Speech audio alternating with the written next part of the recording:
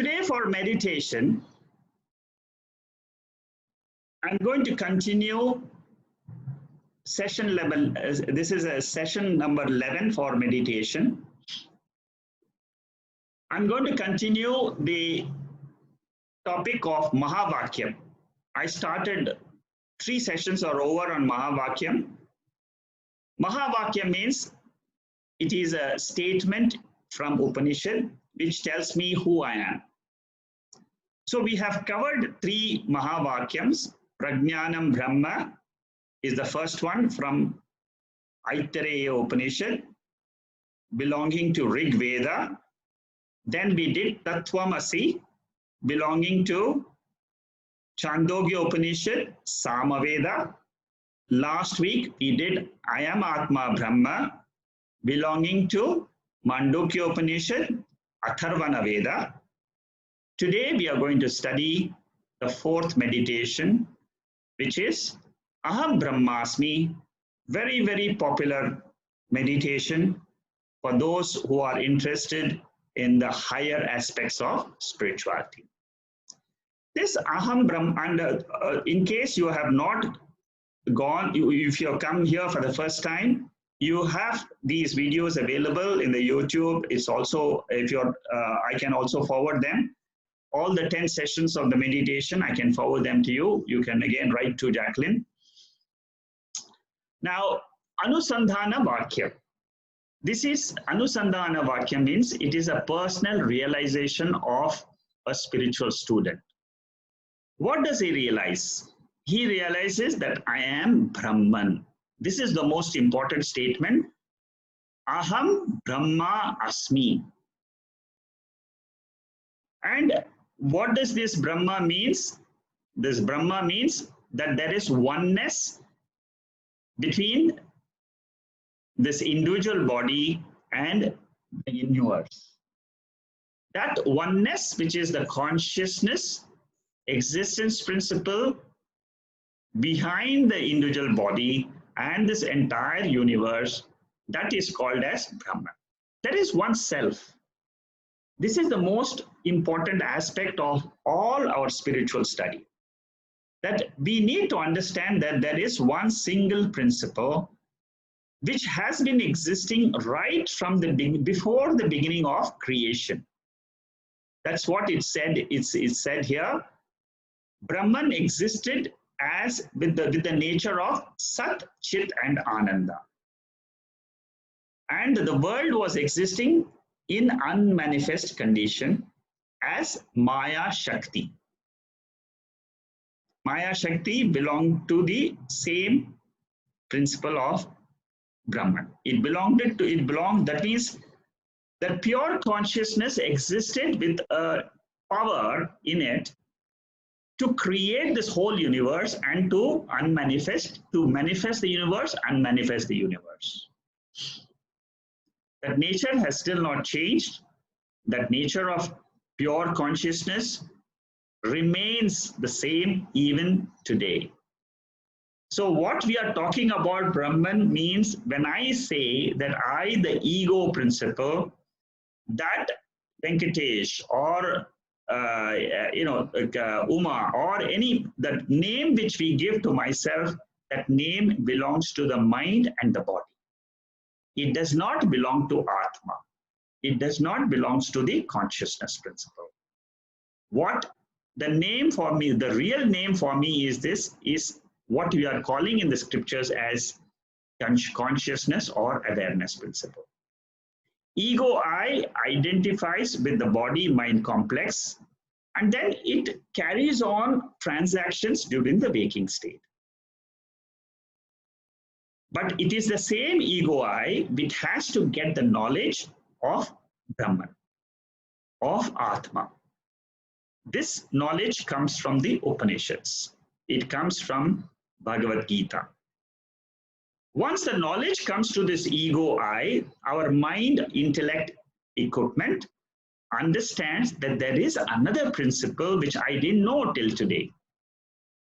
And that pure consciousness principle is our subject of study in all our regular classes of Drigdrishya Viveka, Viveka Chudamani, whether it is Bhagavad Gita or Upanishads, it will be the same.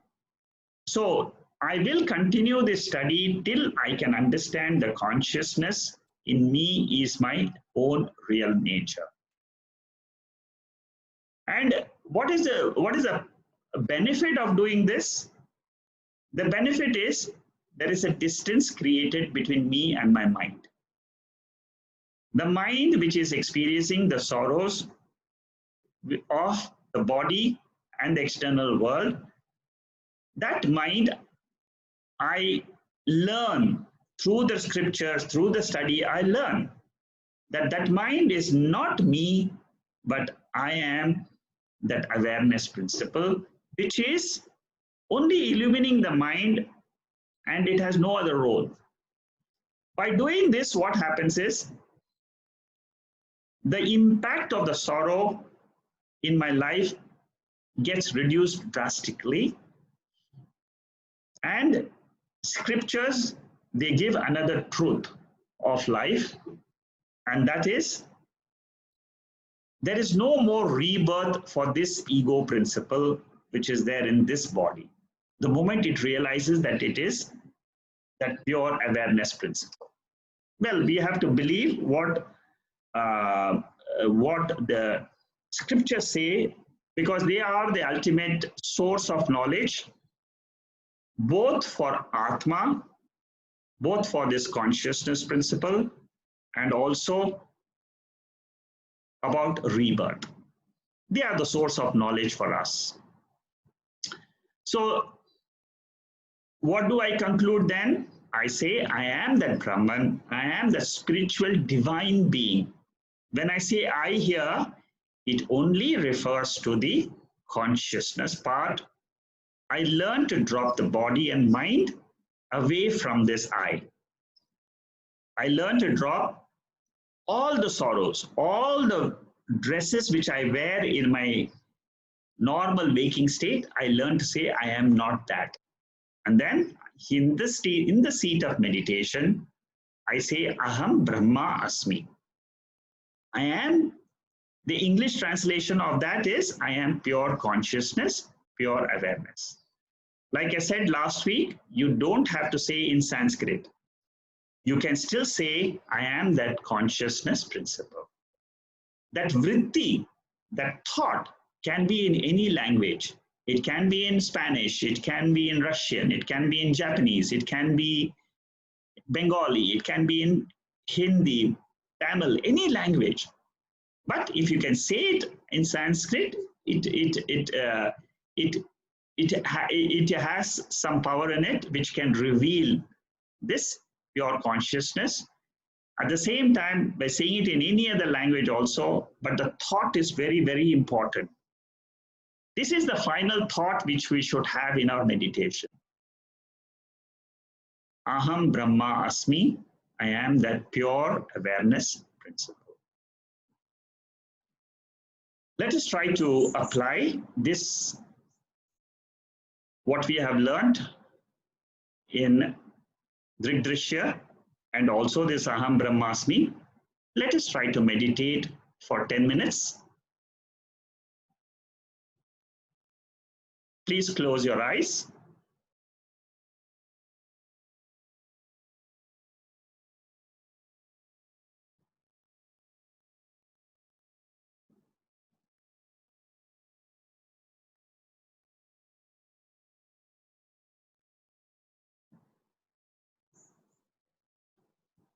I am aware of my breath.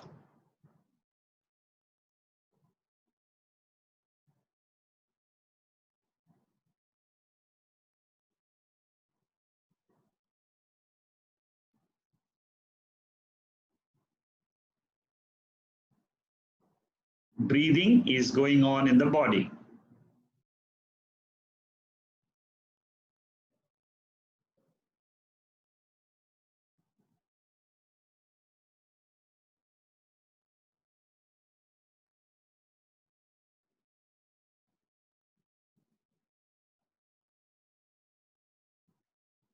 The breath is related to the law of karma. of the body.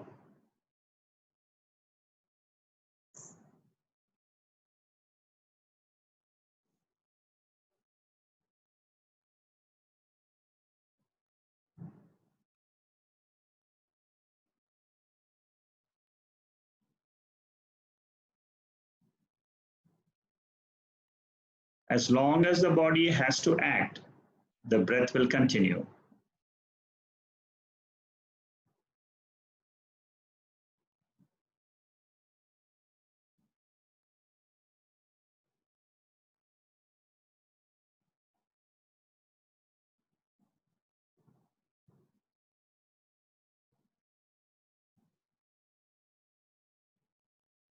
The body is an object of the eyes. It is seen by the eye.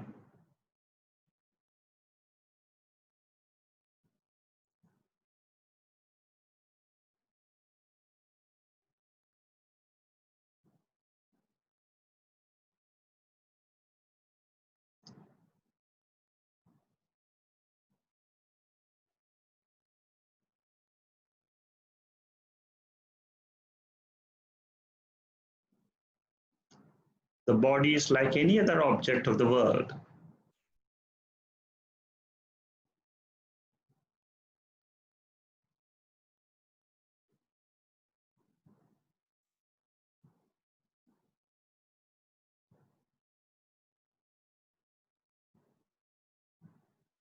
Drishyam.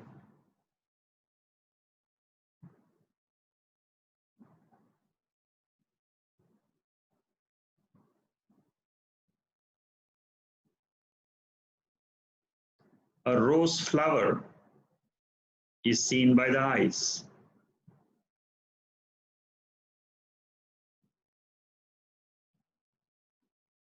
It is Drishyam.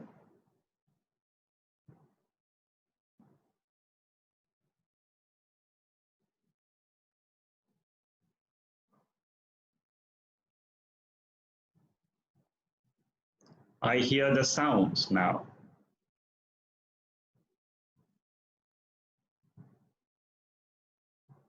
It's an object of the ears.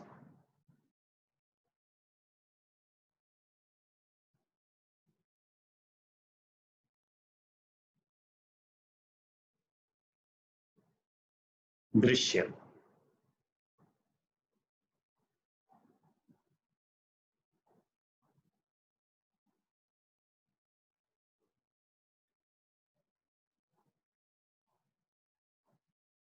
The sense organs are the seers of the sense objects.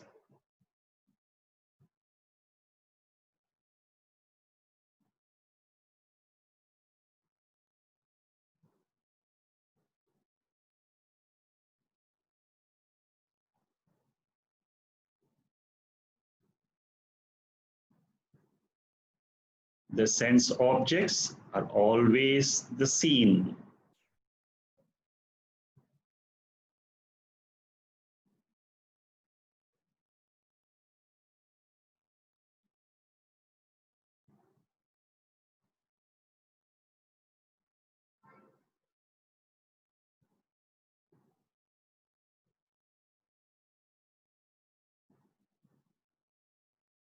The mind is the seer behind the sense organs.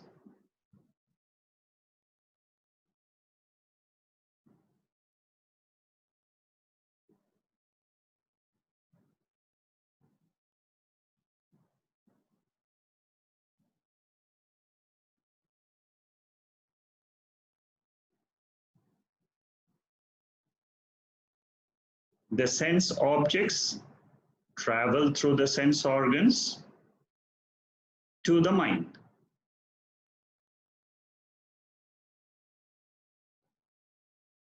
In the form of thoughts, vrittis.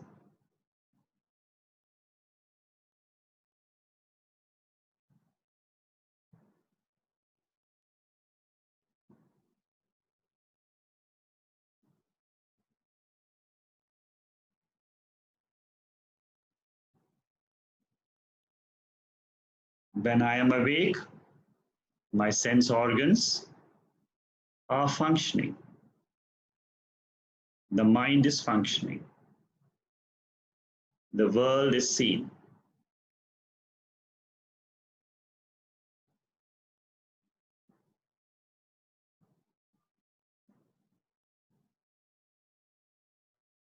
When the mind is withdrawn,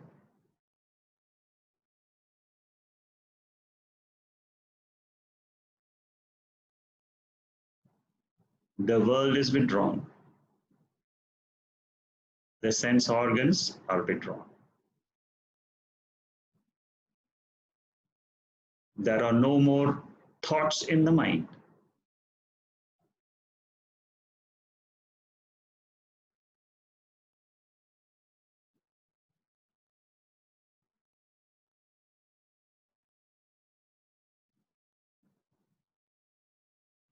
When there are no thoughts in the mind, it is called as the ignorant state of the mind.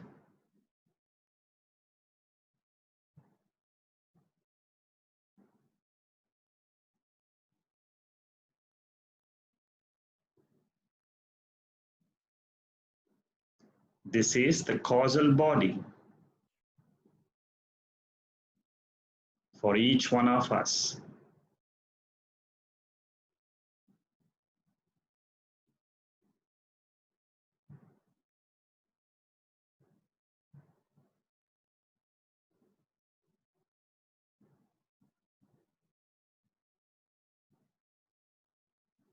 I am aware of this ignorant state.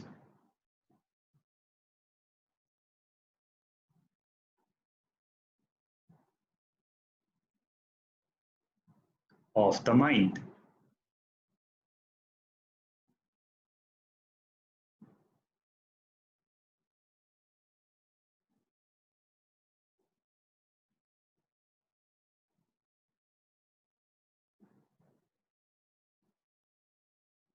I am the seer of blankness.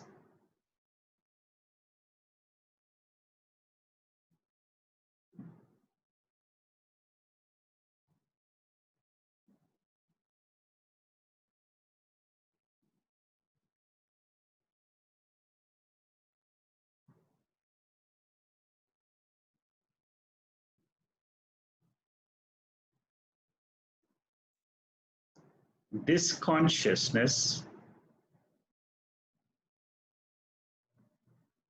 this self,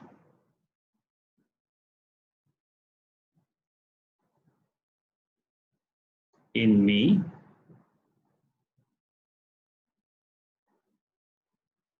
is the universal self.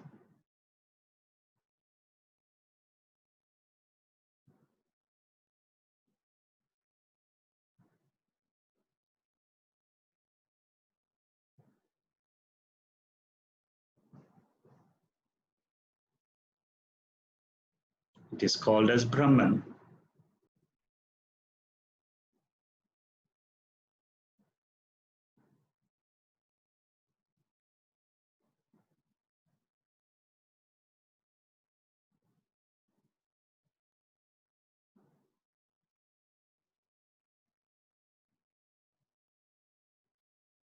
This awareness principle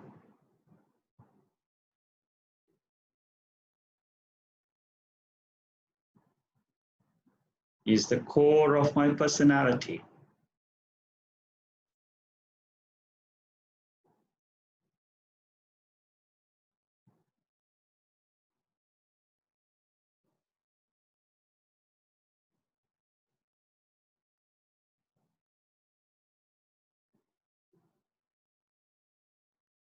I was aware 10 years ago.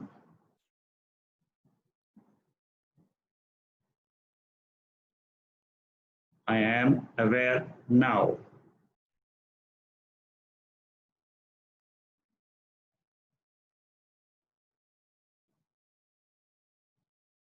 I will always be this awareness.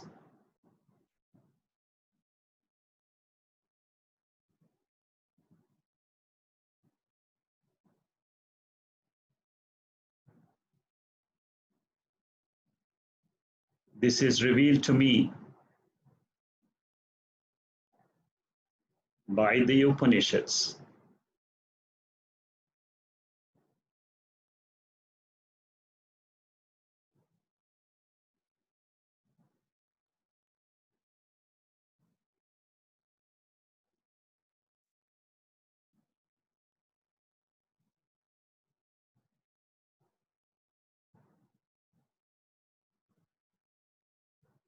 Aham Brahma Asmi.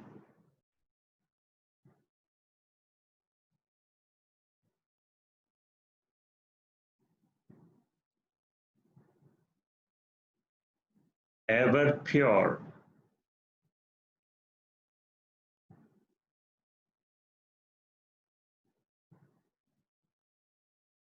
immortal,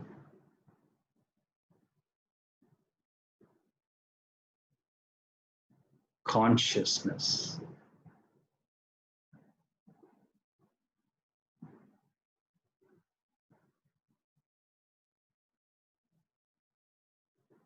Ever peaceful,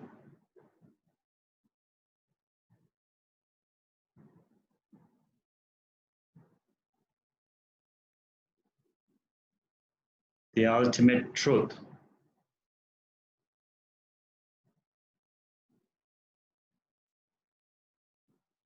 About myself.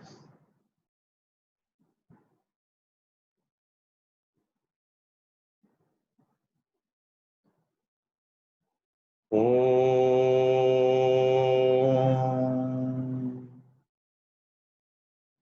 Asato Ma Sádgamaya Tamaso Ma Jyotirgamaya Mrityorma Amritangamaya. Om Shanti Shanti Shanti.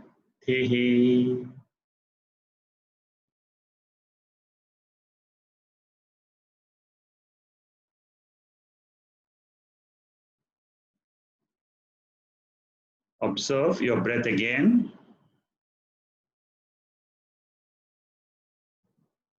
Gently open your eyes.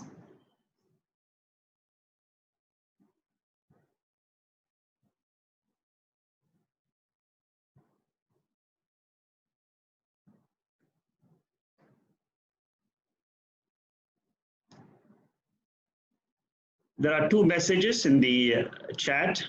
If you have any questions, you can post it. Otherwise, you can write to me on WhatsApp. I can reply to you individually.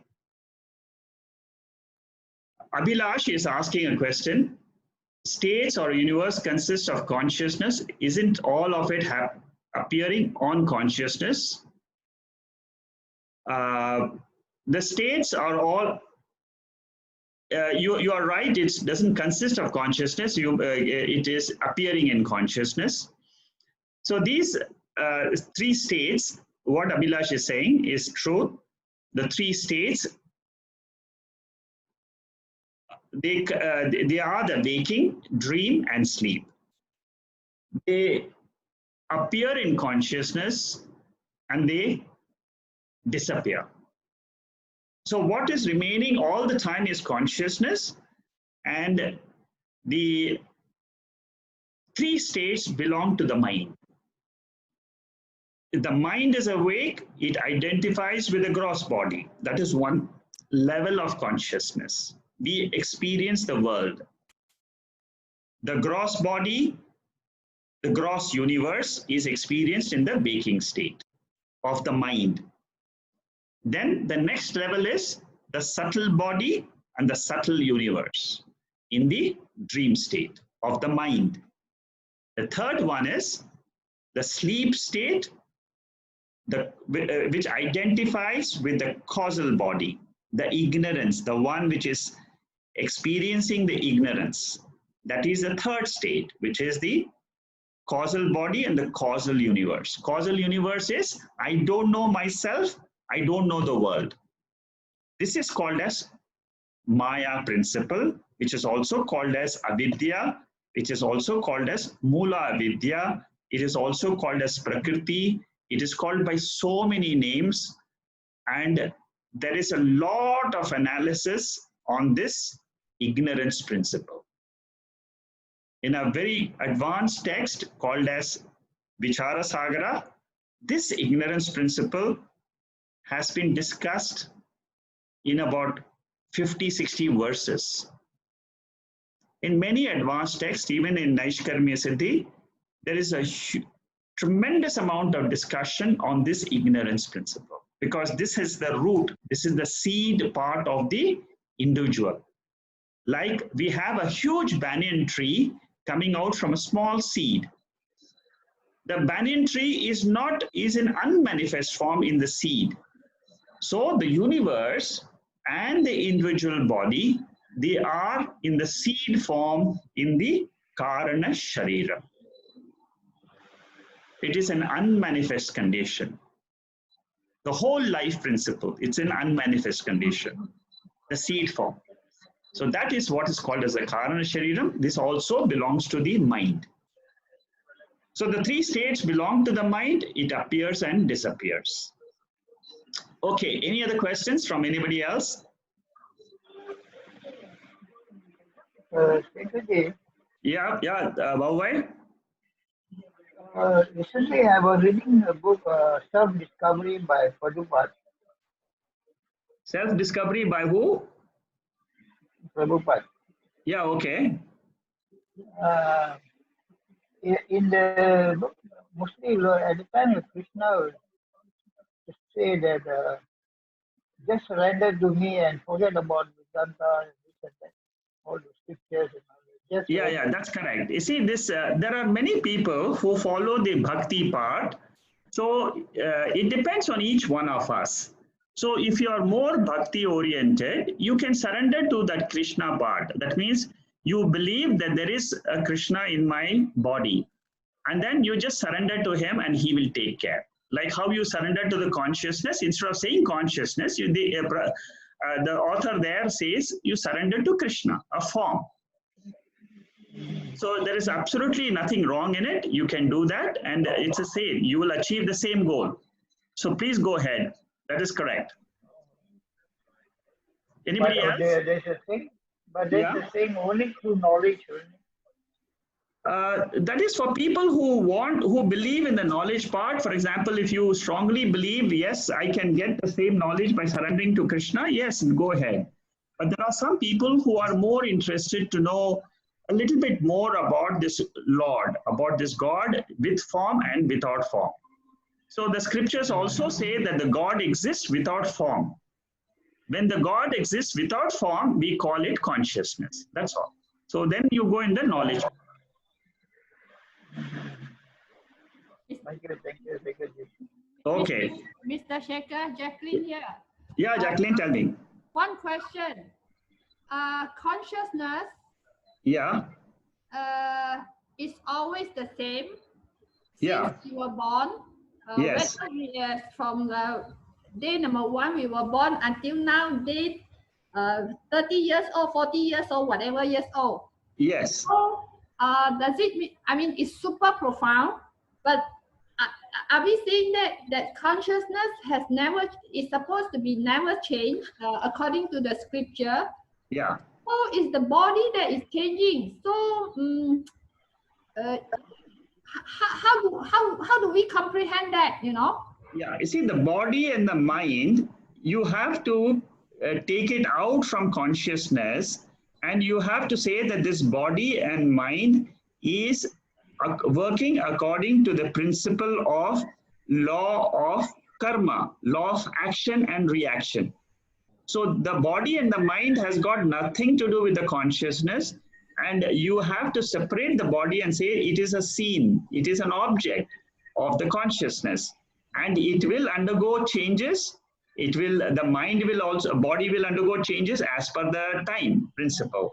The mind will also undergo changes according to the law of karma itself. You see, there are certain experiences which you are supposed to have in this particular birth. So the mind will undergo change, the body will undergo change. Your relationship, you are born in a particular family, that is also as per the law of karma. So body, mind, world, they are under the influence of another law, another principle, which is the matter principle in the universe. So you have to remove that matter and say, okay, let it go on. It is an appearance. It is experienced like a dream. So after you wake up, you don't say that, I want to go back to the dream. Nobody can. Similarly, this waking is also similar like a dream. That is what the higher text they tell us. So, Mr. Shekhar, I think what I can say is that the consciousness that is in me and Jacqueline are the same. Yes. And will ever remain same. Correct. Okay. So in fact, can I say that in fact nobody know what is consciousness? You can say I am conscious, but you can never say I know consciousness, because the moment you say I know consciousness, it becomes an object. The consciousness that illumines your mind is the same as it illumines all the minds. Yes. You that is why they say that you just tell yourself in the seat of meditation or even in waking state, I am that awareness. That's all. Don't objectify it as something in front of you, as seen by eye, as known by the mind. That is why in an Upanishad called as Keno Upanishad, it says clearly it is the object, it is the eye of the eye, it is the mind of the mind, it is the ear of the ear. It can never be the ears. It is one principle. I can only say it is me. That's all. As first person, I am consciousness. I can never tell another person that I know consciousness. But because the moment you say no means you are making it as an object of the mind. Okay. And there are no two consciousness to say, yes, I see one consciousness is seeing another consciousness. Okay. No, it's super profound, because it seems like, in fact, yes, consciousness is there, but anybody know what is consciousness? That's what I'm saying. Yeah, they will know what is consciousness only after reading this, after going through the scripture. I think what is very beautiful is the consciousness has no nationality. Yes. No nationality, no male, no female. Consciousness doesn't say I am male, I am female, nothing. It is there, but pure. Yeah, it's pure. I'm only saying, Jacqueline, from the point of view, you can know consciousness through the scriptures, but it cannot be known as an object. It can be known as a subject. Mr. Shekhar, can I speak? Can I? Yeah, Jacqueline, is it over? Yeah. Are you clear? Yes, thank you. Okay, yeah, Deepak?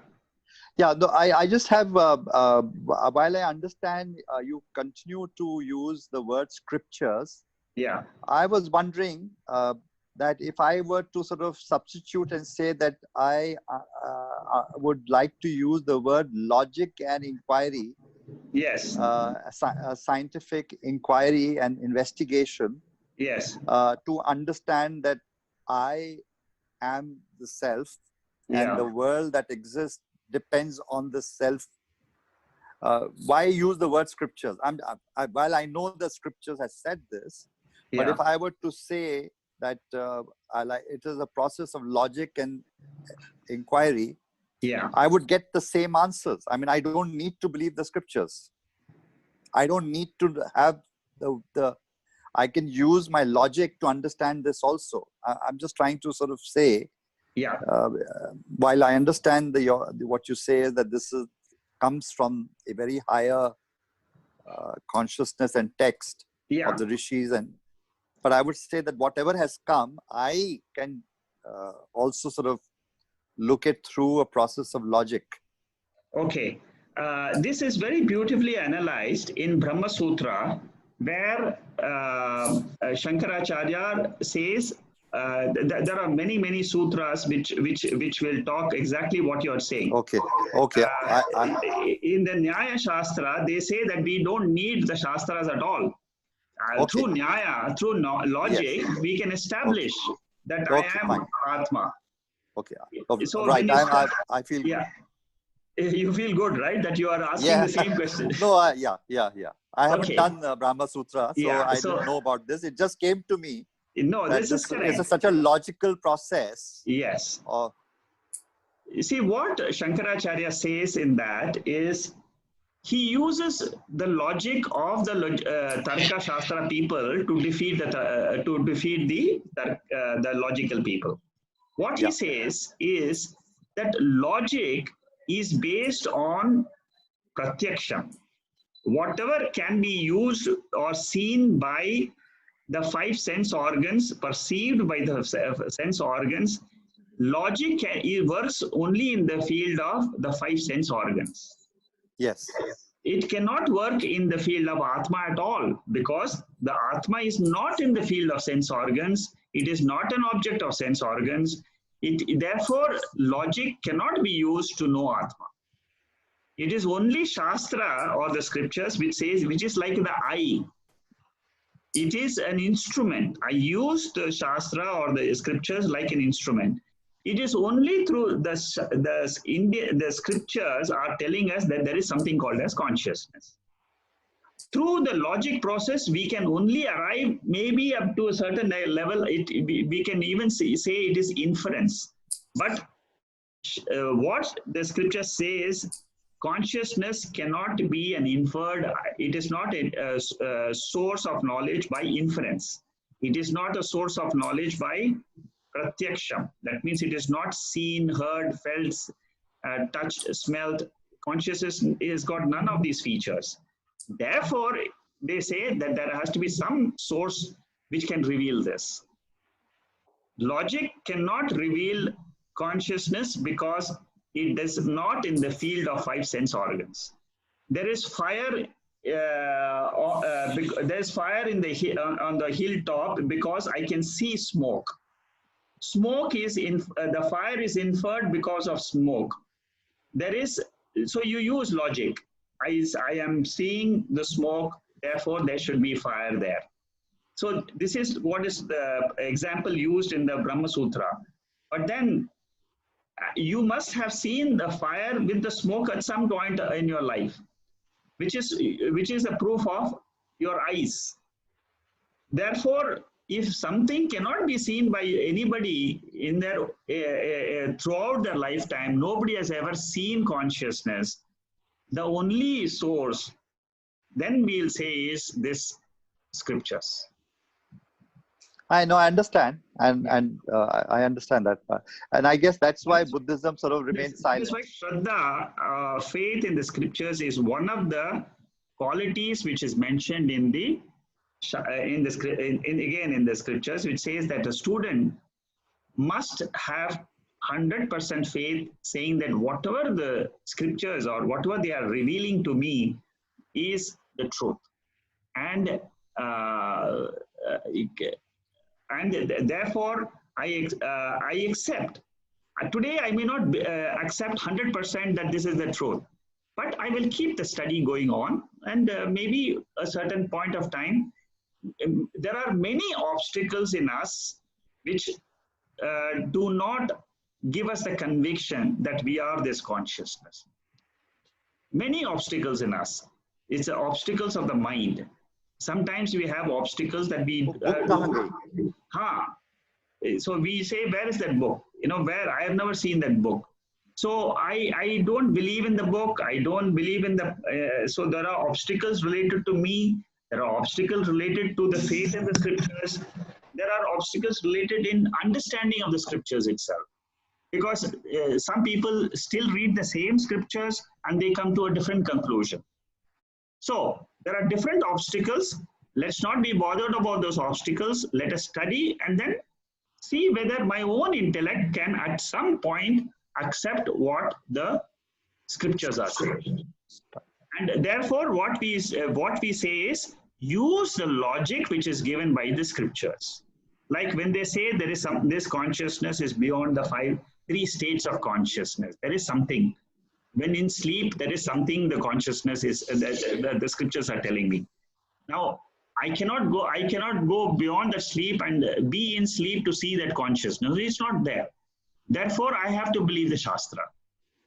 Consciousness is beyond the three bodies. It exists, thus it survives the death of the body. So these are things which are difficult to accept initially, but through a process of our study, all these logical questions which are there in our mind, they are cleared by the scriptures itself. When we study the Brahma Sutra, many confusions in our mind, they get knocked off. When we study the Upanishads, again, then there are so many questions put forward by the student themselves. How is this possible? How is this possible? I mean, in Vichara Sagara, there is a beautiful advanced text. All the possible questions which you may have in your mind, the questions are all asked by the students. And then the Guru replies one by one, very methodically. Okay, Vijaya is saying one may understand knowledge but not experience. Especially happiness infinite has to be experienced. Shastriya Guru Vakyasa. Yeah, that's correct. Vijaya, you're right. That is why there is a difference between knowledge and experience. I will dwell more on this difference between knowledge and experience in some other session. How do I work with my gross intellect, which needs reason and logic? I believe in my Guru and his word, but looks as if it's impossible to me to put in practice. Yeah, Vijay, this is a problem for all of us. Initially, to put what the Guru is telling me to put in practice is extremely difficult. But it comes. Just be patient. It will come. A day will come when you will say, yes, let my mind dwell on it, dwell on the scriptures more often, as much as it can. With my intellect, a day will come when the same intellect which is asking so many questions today, it will find the answers. I have to be patient. I have to plod on in the study of these spiritual texts. And have that faith. One day, yes, my intellect, I will have the full conviction. This conviction part is difficult. That is why in the scriptures, they talk about the three levels. One is the Shravanam part, Mananam part, and then the Nididhyasana. Nididhyasana means where the second part is where really what Vijay is asking question here is the answer is related to the second part. That means contemplation. Contemplation will happen only when my listening grows more and more, because my mind will automatically start contemplation. It is not something which I have to do. It will automatically start this contemplation in my own mind. That in my mind, there will be a churning process. It is an automatic process which it starts. When your listening goes up, then the mind itself will start asking questions, and the intellect then will answer the mind and say, oh, this is the one, this is the way it is. This churning is what is called as contemplation. Ultimately, then the third stage comes in all our life. And what is the third stage? The third stage is contemplation stops. And then what happens is, I take each aspect in my own mind and I say, I am not this. I am not this, I am not this. And then you say to yourself, 100% right. Scriptures say, I am consciousness. I believe I am this principle. And that day you can say, I am free of this body and mind. That day will come. It is a question of the 3 steps involved in the study. Mr. Shekhar? Yes. Okay. You finished already? Vijaya is there on the line, or? Yeah, she says yes, thank you. Okay. Okay, you know what? You just say something, okay? Nobody has seen consciousness. Even, yeah, that's what. Nobody has seen consciousness, but the scripture and everybody else in the world that come into this world, we are right now learning consciousness. Even the people that who wrote scripture never seen it. So that's why I'm saying that for day one, consciousness is there, and it's so super profound because the body change with time and space, but the consciousness, let's say it's day one. Even if you're 100 years old, if that is one dot of that consciousness, when you're 100 years old, it is still the same as the same consciousness, one dot. Yes. It is the same consciousness even we are 100 years old. It is the same consciousness because the body gets old and it falls down. That's all. But the consciousness doesn't change. It is the same. Even if the next body you take, you can at that time you'll say this body has come and it is going through its law of karma. That's all. Okay. You will say there are so many bodies in this universe which are going through this karma. That's all. Even today, for example, you will say, okay, I know I am consciousness. Then when I look at another body tomorrow, I'll say, okay, that body and my body, they are interacting. That's all. It is as per the law of karma. As per the laws of the universe, they are interacting. But I am the consciousness. I never had birth at all. I am at a different level of consciousness. The consciousness is at a higher level again. So what happens is, once you get this realization, this entire field of this, this waking world, it becomes a lower level for you. Only for you, it becomes a lower level. It becomes more, yes, it is like another, like a dream, which is there, but then it'll go away. It'll come, it'll go away. It is the body which is experiencing this, but it takes time. It takes time as you grow in spirituality. Exactly like today, the waking world and the dream world. See, when you wake up in the morning, you don't even look at you don't even think about the dream world. So similarly, when you wake up to this higher level of consciousness, your mind will not dwell too much on the day-to-day problems. It will go through the problems, it will solve the problems, but it will not dwell on the problems, which is called as samsara. Dwelling on the problems and saying, I am suffering, that is what is called as sorrow. Okay. A very nice question, Jacqueline. I'm glad that you're so deep in your thought process. Very good. Thank you. Okay. So, if any other questions from anybody else? Okay. So we will stop today, and then we'll continue the text next week. I will. We will see if, like I said, that this is a text which will take about 10 weeks, and I'm still doing Vivek Chudamani on the Wednesday sessions. People who are interested, you can join the Wednesday group. And those who are interested in watching the Drigdrishya on the YouTube, you can watch Swami Sarvapriyananda's video. Thank you. Good night. Thank you, Mr. Shekhar. Good night. Thank you. Good night. Good night. Good night. Thank you. Hari Om. Hari Om. Hari Om.